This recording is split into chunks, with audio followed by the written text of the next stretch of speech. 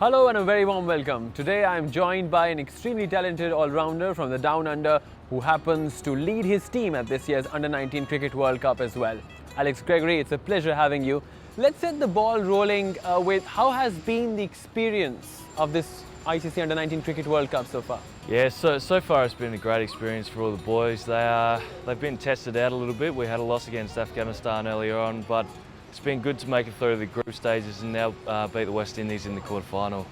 You were of course part of the Australian team that made it to the final in 2012. How difficult was it to take the defeat against the Indians in the final?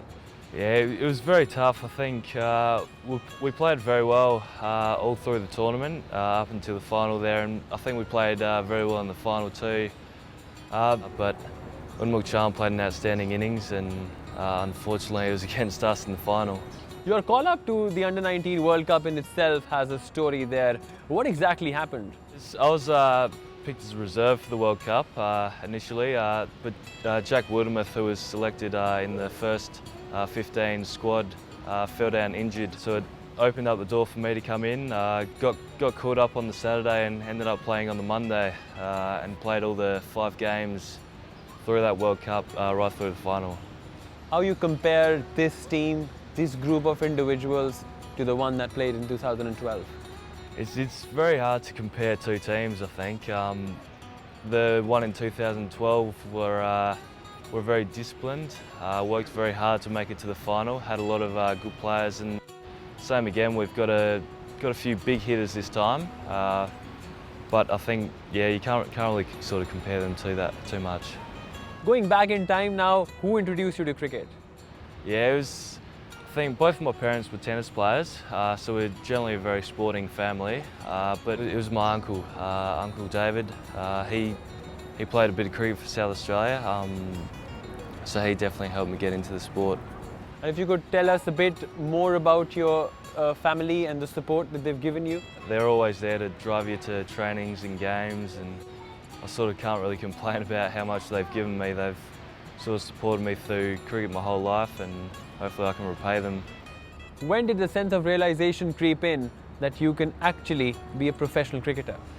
I sort of haven't really thought about that too much. I've sort of more thought about just keeping my training and performances up, and hopefully everything else should take care of itself. It's more about just controlling what you can control and let everything else happen around you. You've been part of the Under-19 Cricket World Cups twice. It's an achievement in itself. What are your future plans? Well, ever since I was young, I've had the goal of trying to captain Australia.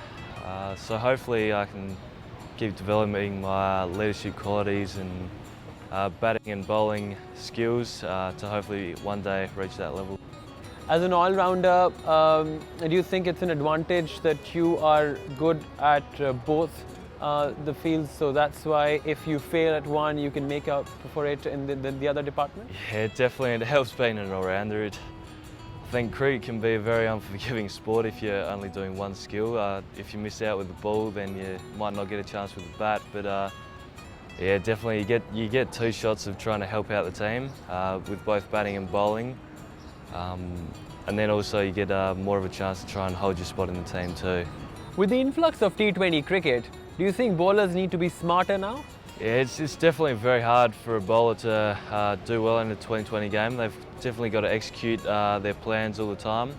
One bad ball can be hit for 6 if you slightly miss your execution. So it's definitely all about execution and bowling plans for the bowlers. But if you do have the skills, then you can definitely make a good living out of it. Among the current crop of Australians, do you idolise someone? When I was younger, I idolised Steve Waugh. But now it's more moved on to Shane Watson, so I definitely identify with the all-rounders of the team. The conditions in the UAE are quite different from what you are used to in Australia. How did you adjust to the UAE conditions for this World Cup? Yeah, it's definitely a lot different to Australia and South Australia in specific. It's definitely a lot more turning type pitches over here. We had a series in Sri Lanka just before we came over, and we really had a focus on trying to play the spin ball as well. And that's sort of played a big role in us performing in the World Cup here. Apart from cricket, what are your hobbies? I love a bit of fishing. Don't mind a bit of AFL too. And then I'm a bit of a nerd. I like a bit of a study every now and then too. How difficult it is to balance the studies with cricket? Yeah, it's definitely very hard. It's all about organisation and just trying to be on top of it all the time. It does take a lot of time, but it should pay dividends if you can manage them both very well. Your most unforgettable moment in cricket so far? Probably making the World Cup final last time around, defeating South Africa in the semi-final. And the most forgettable one? Probably losing the World Cup final, I think. It did hurt a lot, but now we've got the opportunity to try and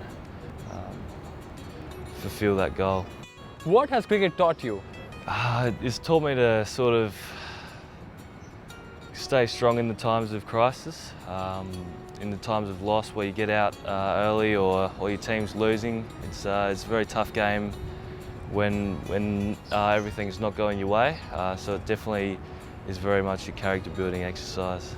Finally, what advice would you like to give budding youngsters who aspire to play for Australia? Just follow your goals. Cricket can be a very tough game at some times, but if you follow your goals and remember that cricket's not everything in the world, then you should do very well. Alex, it's been a pleasure talking to you, and we hope that you are successful in all your future endeavours. Thanks a lot. And that's all we have on this special edition where we talk to the captain of Australian Under-19 Cricket World Cup team. Hope you enjoyed it. Goodbye.